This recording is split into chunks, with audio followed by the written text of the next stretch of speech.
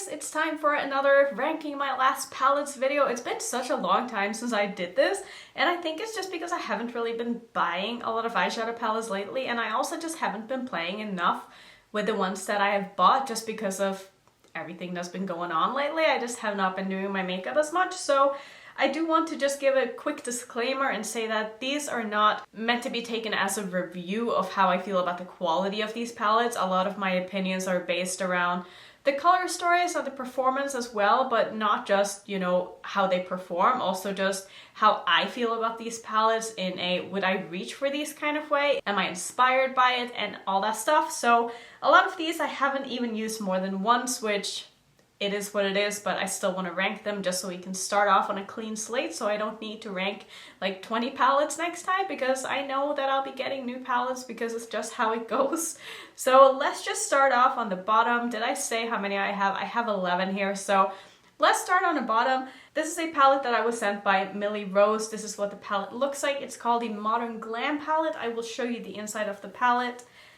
Here is what the palette looks like. I did use this in a video and I thought that the mattes were amazing. The shimmers were a little bit lackluster, which is another reason why I'm never going to use this palette again, let's be honest. But I think that this is a palette for someone who just wants very easy and effortless makeup, and that is kind of what they pride themselves on as well. The mattes were really easy to blend. They were very pigmented, very easy to work with, but I think that the shimmers are the way they are because they're not trying to be like an Instagram glam kind of brand. I think they're just trying to be more of like a softer glam, everyday type of glam. Does that make sense? Like, I feel like these shimmers are the way they are for a reason, and it's not because they can't make good shimmers. So I would say that this is why this palette is on the bottom. I still think that the quality is good and I really like the packaging on it, but the color story is just not something that I'm going to ever reach for again.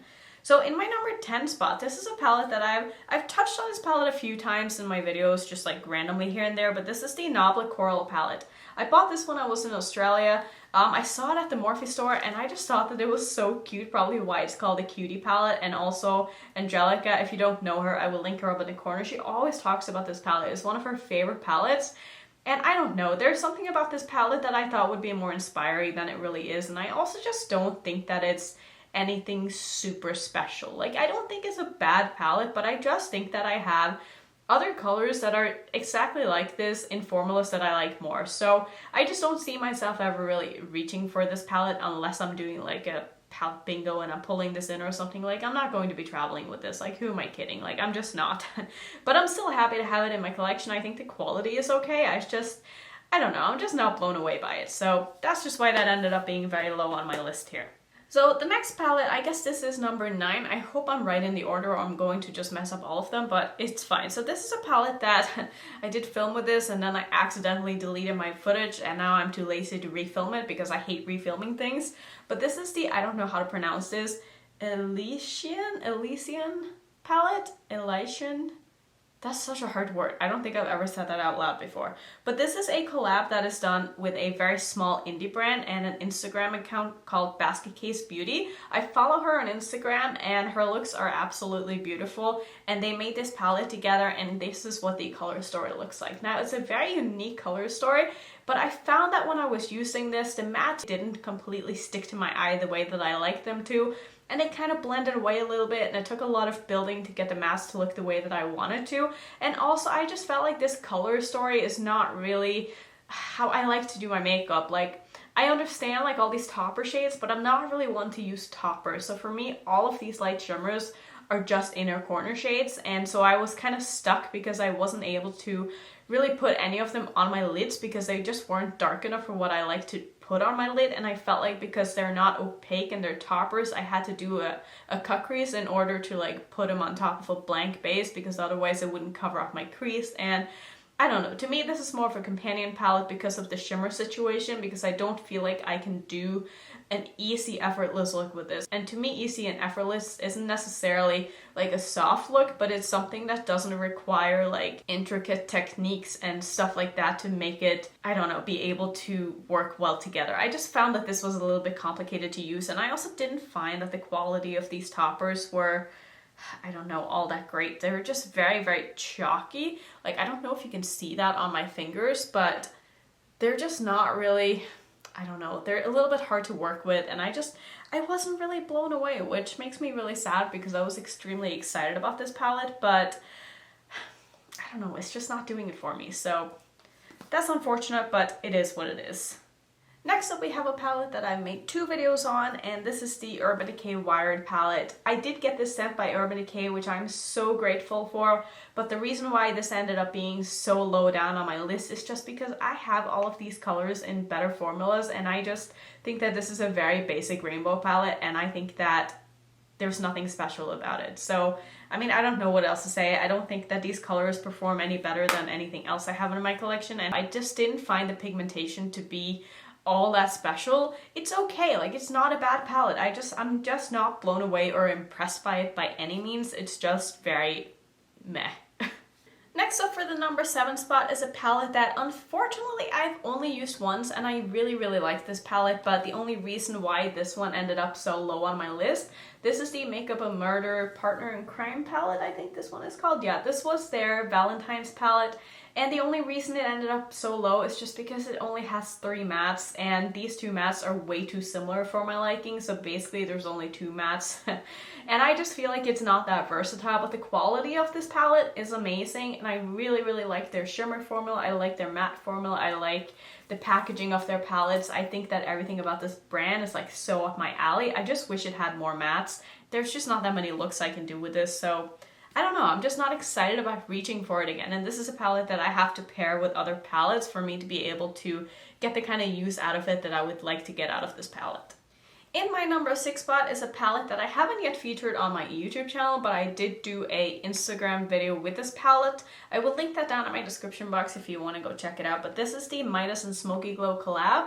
This is what the palette looks like, and I had a pretty good time playing with it. I don't think I would say that it's my favorite formula of all time. I think some of the shimmers in here are really nice, but the matte formula is, how do I say this? I don't know. It's a little bit sheer and a little bit too on the buildable side for me. It takes quite a while to build up these shadows, and I don't know, sometimes I had a little bit of a hard time like blending them out as well. So it's not my favorite color story wise either, because I feel like a lot of these colors look very similar on the eyes, and I'm mostly talking about the mattes here. If you look at all the mattes, they're all very like pinky, and when you try to blend like more than one pink into another pink, like it just ends up looking pink. So there's only so many looks that I feel like I can get out of this palette, but I am really happy to be able to support Smoky Glow though. Hannah, if you don't watch Hannah, I will have her channel linked down below, but I really do enjoy her channel, and I really like her content. As someone who doesn't watch a lot of drama channels, I find her to be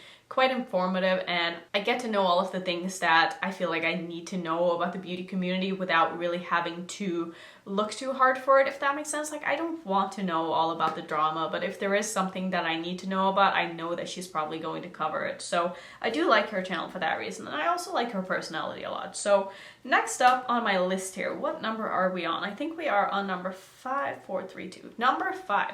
In my number 5 spot is going to be the Jaclyn Hill and Morphe collab. This is the second palette that she came out with Morphe, and here's what the palette looks like. And I made a video with it, and I was so impressed by this formula, and I really enjoyed the look that came out of it. I would like to play more with this palette, but with there being so much drama and stuff surrounding it lately, with this like not being cruelty free anymore and them not announcing their formula changes and ingredients and stuff, I don't know if I want to bring this out again. But I do think it's a beautiful palette, and I think that they did an amazing job with both the color story and the formula, and I'm happy to have this in my collection. I really like this palette.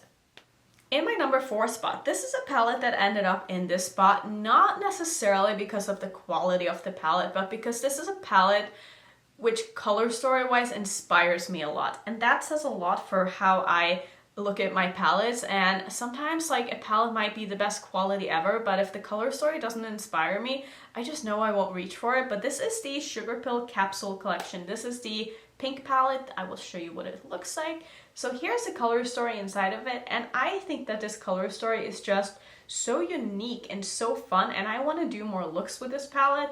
I think it's a really pretty color story, and I really like the packaging too. I know some people find this to be a little bit like weird and childish, but I don't know, there's something about this that I just really like. And this blush is so beautiful. It is one of the most stunning blushes that I've used in a very long time. So I'm really happy I bought this palette. I think that it's really cute. Like I said, I don't think that the quality is like anything spectacular. I think it's good.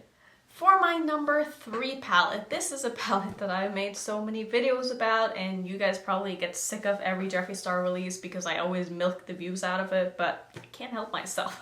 So this is the Bloodlust palette. You've all seen this palette. It's very bulky, very heavy, very hard to hold, but it is beautiful. And I had a really good time playing with this. I felt like all of the looks that I did came out really good. I like the matte formula a lot more than I like some of the shimmers in this palette. I always drag the shimmer formula. I think that some of the shimmers in here are really nice. Like this shimmer is beautiful, and so is this one.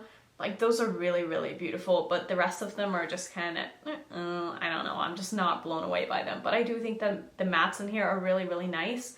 And I like the packaging too, even if it's a pain in the ass to hold. And I just squeezed the shit out of my finger and that really hurt, but it's a beautiful palette. I think this is really, really nice, and I'm very, very happy to have this in my collection. For my number 2 spot, this is a palette that I have been featuring a lot recently, and this is the Menagerie Cosmetics Pastel Pop Palette. I can't with the cuteness of this, you guys. I just think that it's the cutest thing in the whole entire world. I thought that the palette performed really nicely. I think it's a very unique color story. It's a very unique pastel palette. It has tones in it that I don't really think I have in any of my palettes. Like this color right here is very unique to my collection. This yellow is unique to my collection. This one is, I have one that's kind of similar from Cleona, but I still think this is a very unique green as well. And I just really love the packaging, and I love Menagerie, and I love everything about this palette. But I will say that the reason why it didn't end up on top is because it's mostly a matte palette, and I do like me some shimmers, and I know that obviously I can use this along with something else, and that's how I will use it. But since I am ranking these palettes based on what the palette itself is like and not what the potential of the palette could be, that's kind of how I'm ranking these. That is why it just did not end up on top. And the winning palette this time, I feel like this brand has won a lot of my rankings. That is actually kind of interesting to think about. But this is the Glamlite Cake Palette. I really like this palette. Isn't that just so beautiful? There's something about this whole cake theme that just makes me really excited and very happy. And it makes me smile looking at this palette. I had such a good time playing with this. I think that the mattes are beautiful. They perform like a dream. The shimmers are really nice too. And I just love this palette. I just think it's so cute. So that was my winner. Let me know if you were surprised by any of my rankings. I can't wait to start another ranking. It might be a long time until I do my next ranking video though, because brands aren't releasing as much. I am just not buying as much because makeup just doesn't inspire me as much right now as it has, a couple of months ago before the world fell apart. But, I'm definitely keeping my eyes out still if there is something that kind of gets me excited. But right now I don't have anything coming my way. There are no palettes that I've seen sneak peek that's really made me go, oh, I want that. I don't know. I just don't care that much about buying new palettes right now. But hopefully I will get my inspiration back, and hopefully something will come out that will make me excited. But until then, I'm just going to keep playing with my singles and all things that I have that I absolutely love, and I hope that you guys like that as well. And just create like different kind of content that isn't just first impressions and reviews. So that's going to be it for this ranking video. If you want to see some of the other ranking videos that I have done, here's a few more. And if you're new, I would love it if you would consider subscribing, and I will see you in my next one. Bye.